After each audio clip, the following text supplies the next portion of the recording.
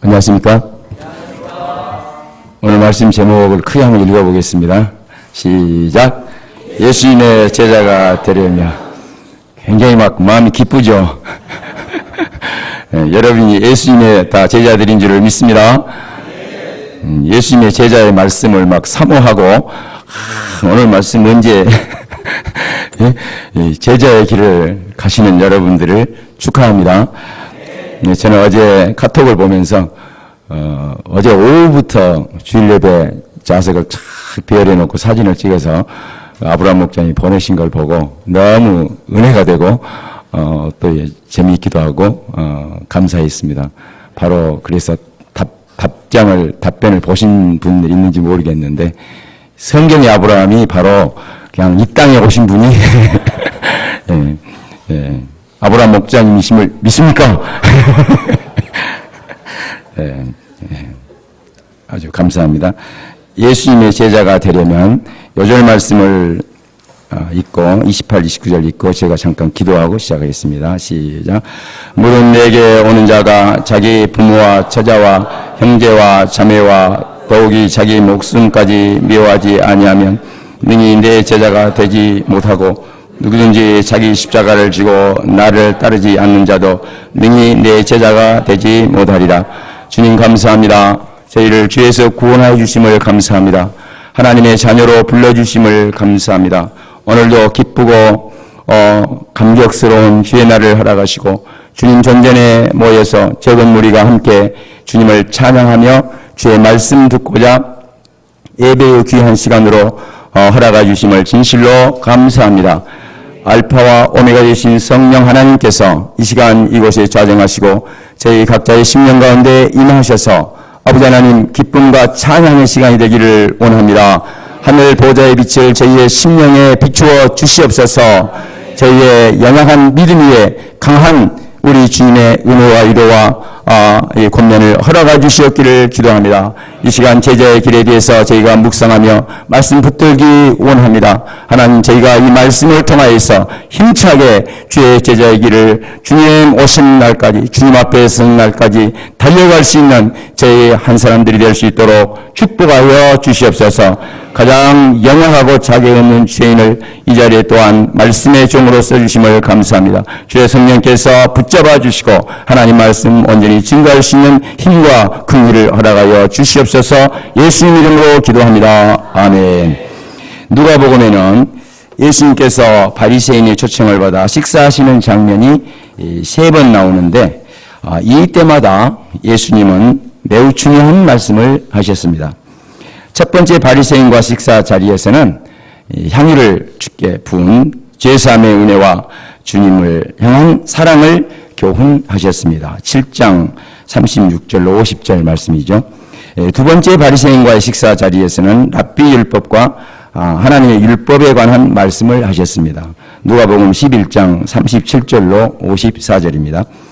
그리고 오늘 세 번째 바리새인과의 식사에서 예수님은 하나님의 나라에서 떡을 먹는 자가 누구인가의 이 비유의 말씀을 통해서 예수님의 제자가 되는 길을 말씀해 주십니다. 오늘 말씀을 통해서 우리가 예수님과 함께 하나님 나라의 식탁에서 먹고 마시는 복을 누릴 수 있기를 기도합니다.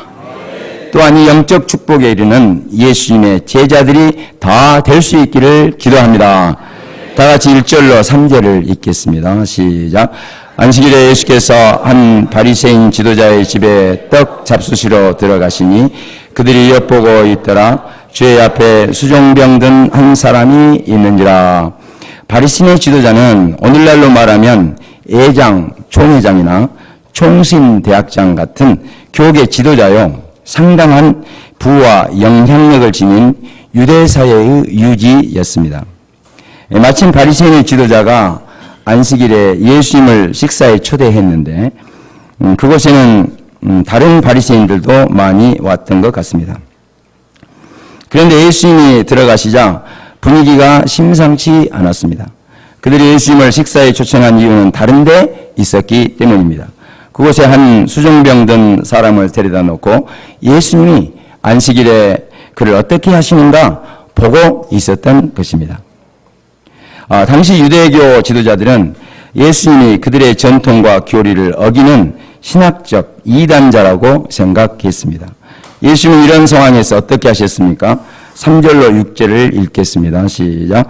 예수께서 대답하여 율법 교사들과 바리새인들에게 이르시되 안식일에 병 고쳐주는 것이 합당하냐 아니하냐. 그들이 잠잠하거늘 예수께서 그 사람을 데려다가 고쳐 보내시고 또 그들에게 이르시되 너희 중에 누가 그 아들이나 소가 우물에 빠졌으면 안식이라도 곧 끌어내지 않겠느냐 하시니 그들이 이에 대하여 대답하지 못하니라. 예수는 그들이 보는 앞에서 수종병 든 자를 고쳐 보내시고는 그들에게 이르시기를 너희 중에 누가 그 아들이나 소가 우물에 빠졌으면 안식일이라도 곧 끌어내지 않겠느냐고 말씀하셨습니다. 아들이 우물에 빠져 있는데 오늘은 안식일이니까 하루만 좀 기다려라. 안식일 끝나고 내일 건져줄게. 이렇게 할 사람이 있겠습니까? 아들이 아니라 자식처럼 기르던 소가 우물에 빠졌어도 주인은 주저하지 않고 얼른 구해 주었을 것입니다. 예수는 지금 율법 교사들과 바리새인들에게 아버지의 마음을 말씀하고 계십니다. 예수는 한 수종병 든 사람을 하나님 아버지의 마음으로 바라보셨습니다. 자식이 수종병에 들어 퉁퉁 붓고 흉한 몰골로 고통하는 모습을 보는 아비의 마음이 어떠할까요? 어떤 아버지라도 만약 아들의 병든 모습을 본다면 불쌍히 여기는 마음으로 안타까워하고 낫게 해주고 싶어 마음이 고통스러웠을 것입니다. 그런데 종교 지도자들이라 하는 바리새인들은 그러나 하나님 아버지의 마음을 몰랐습니다. 오히려 그들은 병들어 고통하는 그 사람을 자신들의 종교적 목적 달성에 이용하고자 했습니다. 그들은 당시 교계의 지도자였지만 하나님을 진정 모르는 자들이었습니다. 하나님을 섬긴다고는 하였지만 하나님을 헛되이 섬기고 있었습니다. 그들은 하나님이 약속하시고 보내신 메시아 예수님을 믿지 않는 자들이었습니다. 이들은 영적 무지와 어둠에 갇혀 있었습니다. 바리새인들의 문제가 무엇이었으며 예수님은 이들을 어떻게 도우셨습니까? 7절로 24절에서 예수님은 이들에게 세 가지 비유를 들어 이들의 영적 문제를 지적하시고 도우셨습니다. 먼저 예수님은 청함을 받은 사람들이 높은 자리 택함을 주목하시고 말씀하셨습니다. 다 같이 8절로 10절을 읽겠습니다. 시작. 내가 누구에게나 혼인잔치에 청함을 받았을 때 높은 자리에 앉지 말라. 그렇지 않으면 너보다 더 높은 사람이 청함을 받은 경우에 너와 그를 청한 자가 와서 너더러 이 사람에게 자리를 내주라 하리니 그때 내가 부끄러워 끝자리로 가게 되리라. 청함을 받았을 때 와서 끝자리에 앉으라. 그러면 너를 청한 자가 와서 너더러 버시어 올라 앉으라 하리니 그때야 함께 앉은 모든 사람 앞에서 영광이 있으리라. 그곳에 청함을 받아온 바리새인들은 종교적 신분상 높은 자리를 찾아 앉았던 것 같습니다. 바리새인들은 회당에서 가르치고 교리를 연구하는 자들로서 길거리와 시장에서 사람들에게 문안사 받기를 좋아했습니다.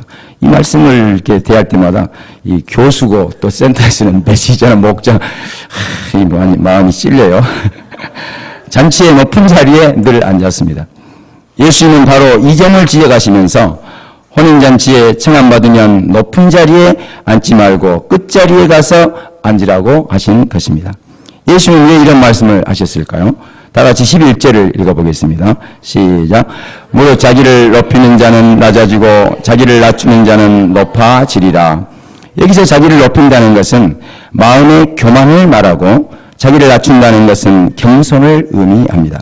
교만은 자기중심적인 마음이며 남을 배려하지 않는 이기적인 마음입니다. 교만한 자는 배우려 하지 않습니다. 교만한 자는 하나님을 알 수 없습니다. 자문은 말씀하시기를 사람의 마음의 교만은 멸망의 선봉이요 겸손은 존귀의 길잡이니라. 같이 읽어보죠. 두 개 다 시작. 사람의 마음의 교만은 멸망의 선봉이요 겸손은 존귀의 길잡이니라. 사람이 교만하면 낮아지게 되겠고 마음이 겸손하면 영예를 얻으리라. 아멘. 예수는 그것에 청함받은 바리새인들의 문제가 바로 겉을 치장하는 종교적 형식에 매여 자기를 높이는 교만에 있음을 알 수 있습니다. 예수는 그들이 교만을 회개하고 하나님 앞에서 겸손을 배우도록 말씀하신 것입니다. 겸손하지 않으면 절대로 예수님을 따를 수 없습니다. 하나님의 마음을 알 수가 없습니다. 왜 그렇습니까? 하나님은 교만한 자를 미워하시고 겸손한 자에게 은혜를 베푸시기 때문입니다. 하나님은 겸손한 자를 구원하십니다. 무엇보다도 예수님은 자기를 낮추시고 겸손하신 분이시기 때문입니다. 예수님은 하늘 보좌에 앉으신 하나님과 동등하신 분이시지만 우리와 같은 모습으로 이 땅에 오시어 종처럼 되셨습니다. 이사야 선지자는 이렇게 기록하였습니다. 이사야 53장 2절 3절입니다. 함께 읽겠습니다. 시작. 그는 주 앞에서 자라나기를 연한 순 같고 마른 땅에서 나온 뿌리 같아서 고운 모양도 없고 풍채도 없은즉 우리가 보기에 흠모할 만한 아름다운 것이 없도다. 그는 멸시를 받아 사람들에게 버림받았으며 강고를 많이 겪었으며 질고를 아는 자라.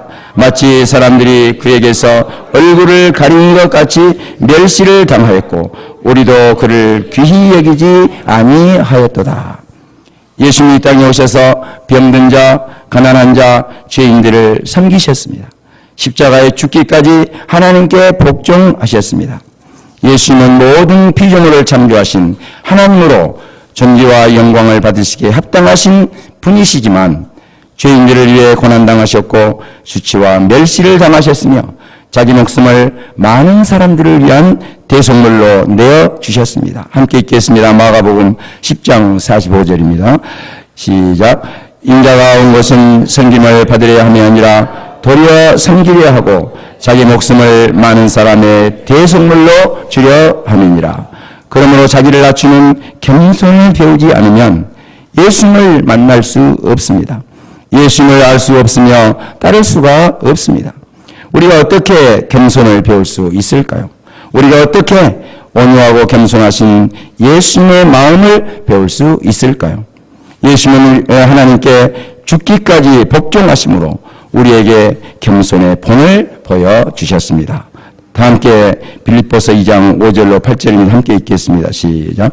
너희 안에 이 마음을 품으라. 곧 그리스도 예수의 마음이니 그는 근본 하나님의 본체시나 하나님과 동등됨을 취할 것으로 여기지 아니하시고 오히려 자기를 비워 종의 형체를 가지사 사람들과 같이 되셨고 사람의 모양으로 나타나사 자기를 낮추시고 죽기까지 복종하셨으니 그 십자가에 죽으심이라. 여기서 자기를 낮추시고 죽기까지 복종하셨으니란 이 말씀은 하나님의 말씀에 죽기까지 순종하신 순종을 말합니다. 그러므로 겸손이란 하나님의 말씀에 순종하는 것입니다. 교만한 자는 하나님의 말씀을 듣지 않습니다. 순종하지 않습니다. 하나님은 출애굽한 이스라엘 백성들을 광야 40년 동안 혹독하고 척박한 환경에서 낮추시고 줄이게 하셨습니다. 이를 통해 하나님의 백성으로 겸손의 영적 훈련을 하셨습니다. 그것은 사람이 떡으로만 사는 것이 아니요 여호와 입에서 나오는 모든 말씀으로 사는 줄을 알게 하시는 훈련이었습니다. 어떤 상황에서도 하나님을 믿고 하나님의 말씀을 지켜 순종하도록 하시는 믿음 훈련이었습니다. 그러므로 광야 이스라엘 백성들처럼 하나님이 우리를 낮추시면 이때가 바로 하나님 앞에 겸손히 나아갈 수 있는 은혜의 때임을 알아야 하겠습니다. 이러한 겸손 훈련을 통해서 나의 존재에 대한 깊은 인식과 발견이 있어야 합니다. 끝 모를 절망의 심연에서 하나님의 구원의 손길만이 나의 소망이요 나의 빛이 되심을 고백하는 순간에 우리는 하나님의 은혜를 체험하게 되는 것입니다. 나의 교만이 깨어지고 하나님의 말씀에 순종하는 자가 될 때 비로소 하나님을 알아가게 되고 영적 세계의 놀라운 믿음과 순종의 비밀을 배우게 됩니다. 하나님을 마음으로 사랑하게 됩니다. 우리가 죽기까지 낮아지시고 순종하신 예수님의 겸손을 다 배우는 자들이 될 수 있기를 기도합니다. 이어서 예수님은 고개를 돌려 자기를 청한 자에게 말씀하셨습니다. 청한 받은 자에게 이제 말씀하시고 이제 청한 자를 향해서 말씀하시기를 12절로 14절 함께 읽겠습니다. 시작. 또 자기를 청한 자에게 이르시되 내가 점심이나 저녁이나 베풀거든 벗이나 형제나 친척이나 부한 이웃을 청하지 말라. 두렵건대 그 사람들이 너를 도로 청하여 내게 가품이 될까 하노라. 잔치를 베풀거든 차라리 가난한 자들과 몸 불편한 자들과 저는 자들과 맹인들을 청하라. 그리하면 그들이 갚을 것이 없으므로 내게 복이 되리니 이는 의인들의 부활시에 내가 가품을 받겠음이라 하시더라. 우리 목자님들, 사모님들, 자매 목자님들은 초청할 때, 점심을 초청할 때 항상 양들을 이렇게 다 초청해서 섬기는데 이 말씀 그대로인 것 같죠? 아멘? 예.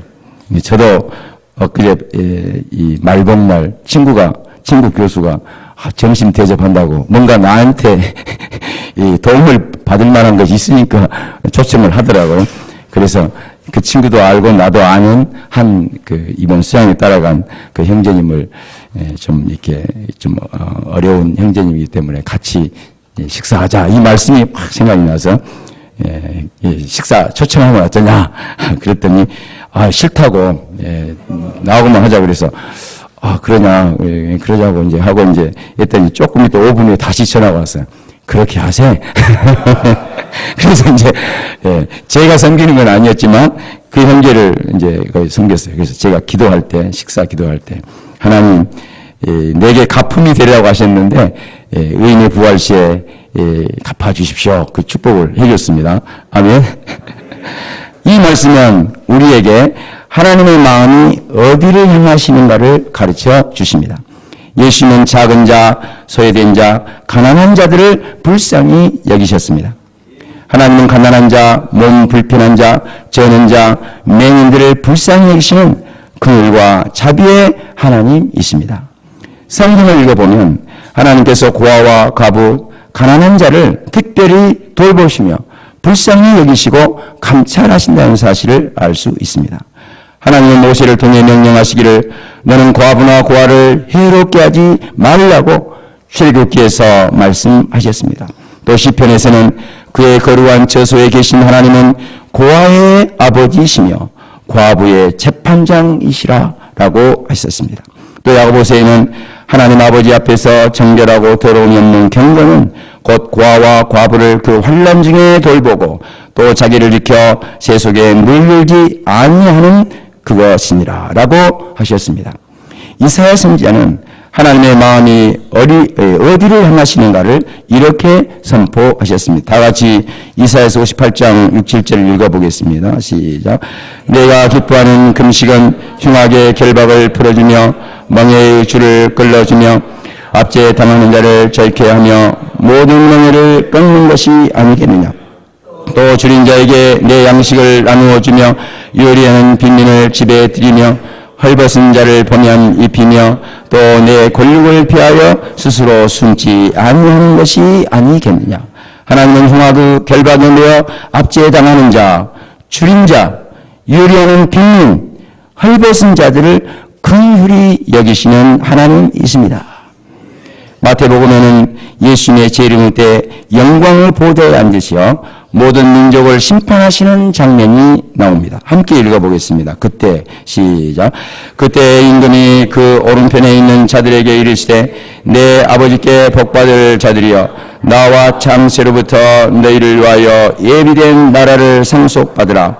내가 줄일 때 너희가 먹을 것을 주었고 목마를 때 마시게 하였고 나그네 되었을 때 영접하였고 헐벗었을 때 옷을 입혔고 병들었을 때 돌보았고 옥에 갇혔을 때 와서 보았느니라. 이에 의인들이 대답하여 이르되 주여 우리가 어느 때 주께서 줄이신 것을 보고 음식을 대접하였으며 목마르신 것을 보고 마시게 하였나이까. 어느 때 나그네 되신 것을 보고 영접하였으며 헐벗으신 걸 보고 옷 입혔나이까. 어느 때 병드신 것이나 옥에 갇히신 것을 보고 가서 배웠나이까 하리니 임금이 대답하여 이르시되 내가 진실로 너희에게 이르노니 너희가 여기 내 형제 중에 지극히 작은 자 하나에게 한 것이 곧 내게 한 것이니라 하시고, 예수님은 줄인 자, 목마른 자, 나그네, 헐벗은 자, 병든 자, 옥에 갇힌 자들의 굶주림과 목마름, 외로움과 고통, 압제를 모른 채 않으시고 그들과 함께 하시는 긍휼과 자비의 하나님이십니다. 이 하나님을 알 때 우리가 큰 위로가 됩니다. 그런데 바리새인의 지도자는 하나님의 마음을 조금도 알지 못했습니다. 하나님의 마음을 알지 못하기 때문에 그들은 오직 예수님을 모함할 구실을 찾기에 급급했을 뿐 아니라 병들어 고통하는 한 영혼의 고통 소리가 전혀 들리지 않았습니다. 저는 이 말씀을 준비하면서 이 바리새인 지도자가 바로 제 자신임을 발견하였습니다. 저는 하나님의 말씀을 학자적으로 연구하는 데는 열심을 내었지만 하나님의 마음은 잘 모르는 자였음을 깨달았습니다. 진리를 선포하고 하나님의 공의와 심판은 말하면서 하나님 아버지의 마음은 깊이 알고자 하지 않은 자였습니다. 제가 하나님의 마음을 알지 못하고 행한 허물과 잘못을 깊이 회개합니다. 저는 입으로 간 동역자들을 하나님의 마음으로 영접하지 못했습니다. 예배체를 넘기고 난 그분들의 마음을 아버지의 마음으로 헤아리고 긍휼히 여기고 마음으로 기도해 주지 못했습니다. 그분들의 상처와 연약함에 대해서는 무관심하였고 내 서운한 마음만 앞세웠습니다. 그런데 그분들 중에 누군가가 최근에 영적으로 힘을 내지 못하고 있다는 말이 들려왔습니다. 또 그 책임이 누가 목자에게 있으니 그분들을 찾아가 사과하고 잘하도록 말해야 한다는 말도 들렸습니다. 저는 그 말을 듣고 어젯밤 이 말을 생각하면서 이 말은 누구를 통해 한 것이든 하나님께서 저를 책망하시는 성령의 음성임을 깨닫고 정말 눈물로 회개하였습니다. 하나님은 이분들을 어떤 마음으로 보고 계실까 생각하니 마음이 심히 아팠습니다. 제가 조만간 이분들을 개인적으로 만나서 위로하고 격려하며 믿음으로 승리를 하시도록 이렇게 자리를 마련하고자 합니다. 우리가 누군가를 정말 사랑하면 사랑하는 그 사람의 마음을 읽을 수 있습니다. 우리가 하나님을 마음으로 사랑하면 하나님의 마음이 읽어집니다. 하나님의 마음을 모르는 것은 마음으로 사랑하지 않기 때문입니다. 바리새인들은 입술로는 하나님을 공경한다고 했지만 마음은 하나님에게서 멀었습니다. 하나님을 마음으로 사랑하지 않았습니다. 그들의 마음이 하나님에게서 멀어진 이유는 사람의 계명인 랍비 율법과 전통을 지키느라 정작 하나님의 계명, 하나님의 말씀을 버렸기 때문입니다.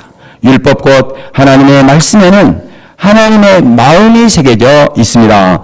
하나님의 성품이 새겨져 있습니다. 우리가 하나님의 마음과 성품을 배우고 닮아가려면 하나님의 말씀과 또 그 말씀이 육신이 되신 예수님을 믿고 순종해야 합니다. 하나님의 말씀 앞에서 겸손히 자기를 부인하고 순종하고자 힘쓸 때 성령께서는 우리 마음에 하나님 아버지의 사랑과 긍휼을 알게 하시고 하나님의 성품을 배우게 하시며 하나님의 영광의 빛을 비추어 주십니다. 아멘. 15절을 보십시오. 함께 먹는 사람 중에 하나가 무릇 하나님의 나라에서 떡을 먹는 자는 복되도다라고 했습니다.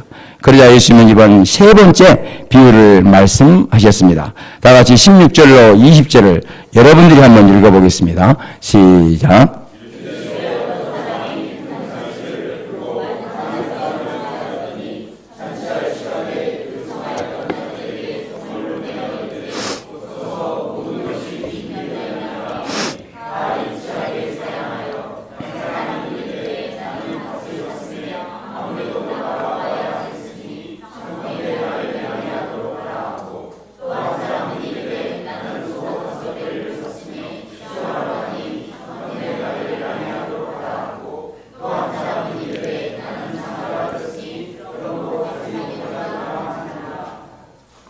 이 비유는 하나님의 초청을 거절한 자들에 대한 말씀입니다. 그런데 예수님은 지금 이 비유를 바리새인 지도자의 집에서 율법 교사들과 바리새인들에게 말씀하신 것입니다. 하나님을 모르는 이방인들이나 믿지 않는 불신자들에게 하신 말씀이 아니라 하나님을 열심히 섬긴다고 하는 바리새인들에게 하시는 말씀입니다.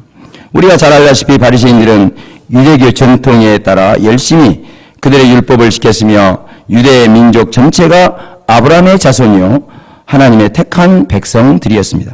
조상 대대로 하나님을 믿는 모태 신자들이었습니다. 그 중에서도 바리새인들은 영적 리더들이었습니다. 그런데 예수님은 그들을 향해 너희들이 밭 사고 소 사고 시집 장가가는 일에 바빠서 하나님의 일에 무관심하고 하나님의 말씀을 외면하고 하나님의 초청을 거절했다고 지적하고 계시는 것입니다.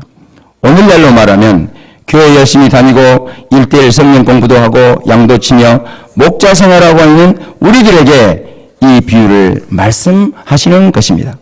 이런 말씀을 들으면 아니 예수님 우리가 언제 밭 사고 소를 사고 장가 들었다는 핑계로 예수님의 초청을 거절했습니까? 라고 할 수도 있을 것입니다. 그런데 예수님은 자기를 따르는 제자들을 향해 이렇게 말씀하셨습니다. 우리 마태복음 6장 24절로 33절인데 산상수 말씀을 한 몫으로 크게 읽어보겠습니다. 시작. 한 사람이 두 주인을 섬기지 못할 것이니 호기를 미워하고 저를 사랑하거나 호기를 중히 여기고 저를 경히 여김이라. 너희가 하나님과 재물을 겸하여 섬기지 못하느니라.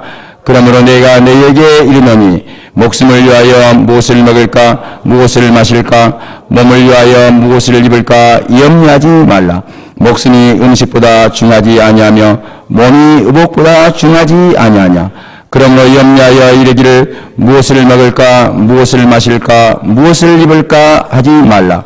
이는 다 이방인들이 구하는 것이라. 너희 하늘 아버지께서 이 모든 것이 너희에게 있어야 할 줄을 아시느니라. 그런즉 너희는 먼저 그의 나라와 그의 의를 구하라. 그리하면 이 모든 것을 너희에게 더하시리라. 예수님은 이 말씀을 예수님을 믿고 따르는 제자들에게 말씀하셨습니다. 우리들에게 말씀하신 것입니다. 그러므로 이 비유의 말씀은 교계 영적 지도자인 바리새인들이나 예수님의 제자들 또 우리들 모두에게 주신 말씀이라는 것입니다. 우리 역시 현실의 발을 딛고 살면서 먹고 사는 문제로 염려합니다. 직장 문제, 건강 문제, 경제 문제, 자녀 문제, 주택 문제, 결혼 문제가 마음에 늘 첫자리에 있습니다. 육신의 일에 내어 먼저 그의 나라와 그의 의를 구하지 못합니다. 하나님의 음성을 듣고 믿음으로 순종하기보다 눈에 보이는 환경과 현실을 쫓아갑니다. 이런 신앙생활은 결국 어떻게 됩니까? 다 같이 21절로 24절을 읽겠습니다. 시작. 종이 돌아와 주인에게 그대로 구하니 이에 집 주인이 노하여 그 종에게 이르되 빨리 시내의 거리와 골목으로 나가서 가난한 자들과 몸 불편한 자들과 맹인들과 저는 자들을 데려오라 하니라. 종이 이르되 주인이여 명하신 대로 하였을 때 아직도 자리가 있나이다. 주인이 종에게 이르되 길과 산을 타리러 나가서 사람을 강권하여 데려다가 내 집을 채우라. 내가 너에게 말하노니 전에 청하였던 그 사람들은 하나도 내 잔치를 맛보지 못하리라 하였다 하시니라. 초청을 거절한 자들은 하나님의 베푸신 구원의 잔치를 맛볼 수 없게 되고 대신에 가난한 자들과 몸 불편한 자들과 맹인들과 저는 자들이 구원의 은혜에 초청됩니다. 이방인들이 하나님의 구원의 자리에 앉게 됩니다. 누가복음의 저자 누가는 이 비유의 말씀에 이어서 25절로 35절에서 예수님의 제자의 길에 대한 말씀으로 오늘 말씀의 결론을 맺습니다.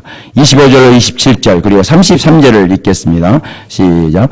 수많은 무리가 함께 갈새 예수께서 돌이키사 이르시되 무릇 내게 오는 자가 자기 부모와 처자와 형제와 자매와 더욱이 자기 목숨까지 미워하지 아니하면 능히 내 제자가 되지 못하고 누구든지 자기 십자가를 지고 나를 따르지 않는 자도 능히 내 제자가 되지 못하리라.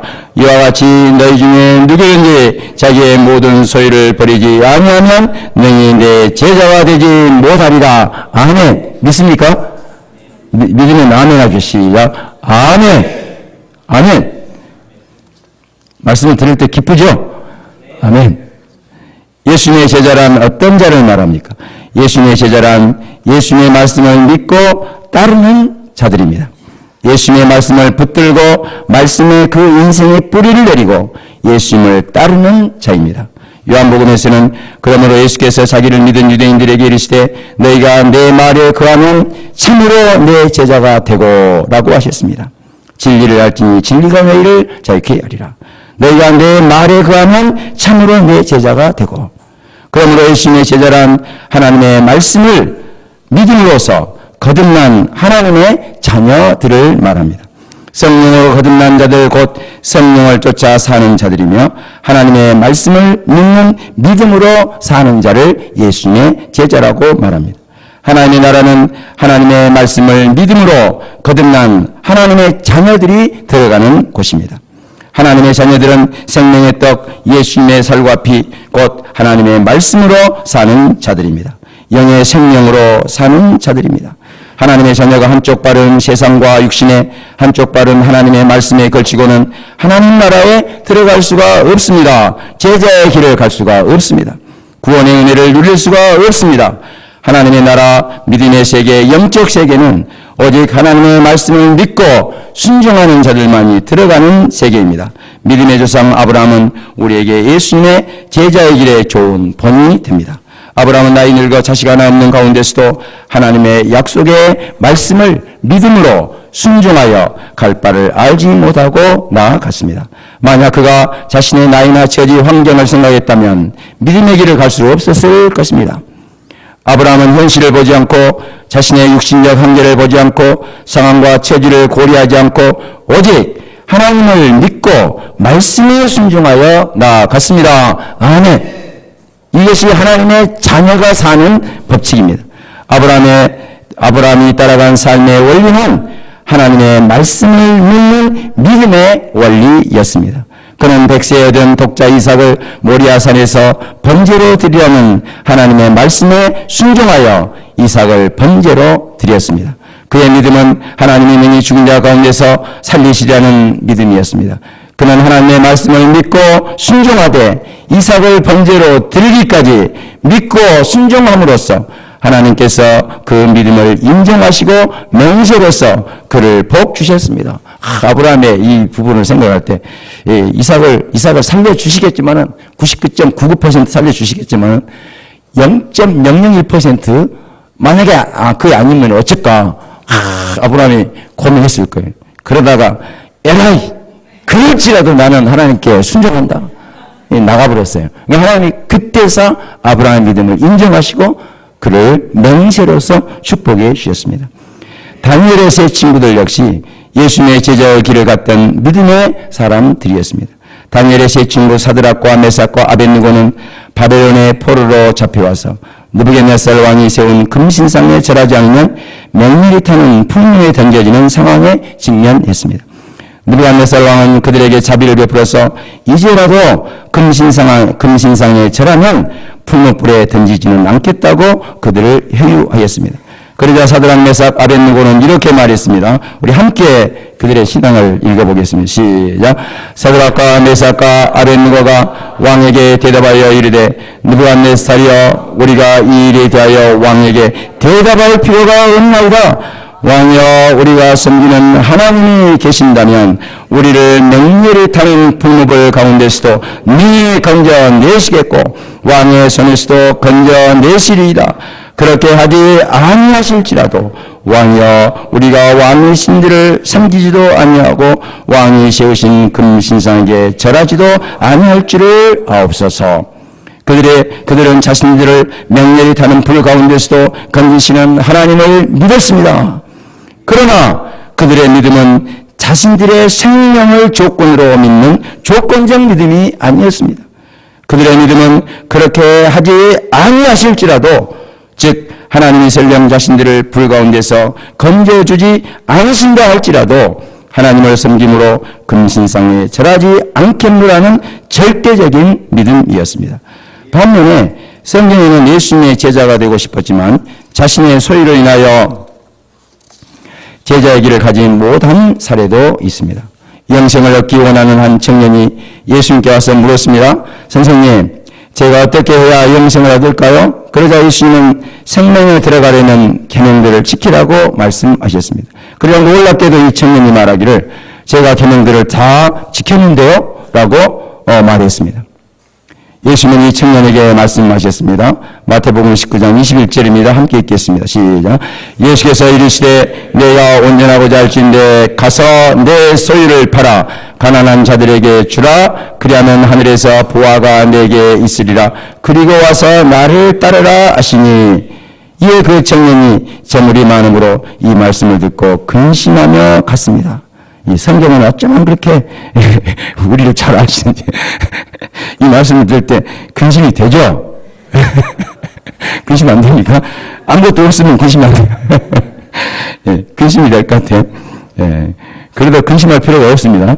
예, 그는 모든 재물을 버리고 주님을 따르라는 제자의 길을 가지 못한 사례였습니다. 그는 결국 근심하다가 제자의 길을 못 갔습니다. 청년이 근심하며 가자 베드로가 말했습니다. 베드로가 고백한 얘기를 들고 19장 20절 시작. 보소서 우리가 모든 것을 버리고 주를 따라 싸운데 그런즉 우리가 무엇을 얻으리까? 보소서 우리가 모든 것을 버리고 주를 따라 싸운즉 그런즉 우리가 무엇을 얻으리까? 예수는 모든 것을 버리고 주를 따른 베드로를 향해서 이렇게 말씀하셨습니다. 함께 읽겠습니다. 시작. 예수께서 이르시되 내가 진실로 너희에게 이르노니 세상이 새롭게 되어 인자가 자기 영광의 보좌에 앉을 때 나를 따르는 너희로 12 보좌에 앉아 이스라엘 12 지파를 심판하리라. 또 내 이름을 위하여 집이나 형제나 자매나 부모나 자식이나 전토를 벌인 자마다 여러 배를 받고 또 영생을 상속하리라. 아멘. 예수님을 따른다는 것은 하나님의 말씀, 예수님의 말씀을 믿고 순종하는 삶으로서 믿음으로 사는 영을 따르는 생활입니다. 영을 쫓는 삶, 믿음으로 사는 삶, 말씀으로 사는 삶입니다. 그런데 이 길이 쉽지 않습니다. 순간순간 쓰단 마귀가 와서 육신을 돌아보게 하고 혈육을 돌아보게 하고 세상을 돌아보게 합니다. 그래서 육의 생각을 하도록 유혹하고 재물로 마음을 빼앗고 눈에 보이는 현실과 상황, 세상 일들로 믿음의 길, 제자의 길을 가지 못하도록 방해합니다. 이때 치열한 서양 마귀와의 영적 전투가 벌어집니다. 이때 우리는 어떻게 해야 합니까? 다 같이 28, 29절을 힘차게 읽음으로써 이러한 영적 전투에서 승리하고 힘차게 예수님의 제자의 길을 가는 저와 여러분이 될 수 있기를 기도합니다. 28, 29절 8절 말씀을 힘차게 한번 읽어보겠습니다. 시작. 무릇 내게 오는 자가 자기 부모와 처자와 형제와 자매와 더욱 이 자기 목숨까지 미워하지 아니하면 능히 내 제자가 되지 못하고 누구든지 자기 십자가를 지고 나를 따르지 않는 자도 능히 내 제자가 되지 못하리라. 하나님 아버지 은혜를 감사합니다. 예수님의 제자의 길이 어떠한가 오늘 말씀을 통하여 돌아보게 하시고 저희의 모습을 돌아보게 하심을 진실로 감사합니다. 아버지 하나님, 우리 주 예수 그리스도 십자가에 흘리신 그 보배 피로 채찍이 맞으심으로 저희를 모든 죄에서 모든 죄고에서 또한 파멸해가는 생명에서 구원해 주시고 저희에게 영생의 은혜를 주신 우리 주님 은혜를 감사합니다. 하나님의 자녀의 생명을 주심을 감사합니다. 이제 저희가 사는 길은 믿음의 길, 말씀을 믿어 순종하는 길, 이 영을 쫓는 길임을 생각합니다. 제자의 길에 가야함을 고백합니다. 그러나 순간순간 쓰단 마귀가 육신에 매기하고 세상에 매기하여 밭사고 소사고 장가 시집장가하는 일들로 말미암아 주님의 제자의 길을 가지 못하게 하는 이러한 때 우리 주님 성령님께서 저희를 붙잡아 주시고 제자의 길을 온전히 갈 수 있도록 힘주시옵기를 간절히 기도하고 원하옵나이다. 하나님 아버지, 저는 우리 주님께 소망을 둔 우리 주님의 제자임을 고백합니다. 하나님의 장애임을 고백합니다. 세상을 얻지 못함을 고백합니다. 쓰단 마귀가 우리를 어찌할 수 없음을 고백합니다. 저는 우리 하나님께 소망을 두고 우리 주님께 이 초점을 맞추고 힘차게 주의 길을 따라가기를 원하오니 주여 저희를 붙잡아 주시고 저희를 힘주시옵기를 간곡히 기도합니다. 감사하고 우리 주 예수님의 이름으로 기도합니다. 아멘.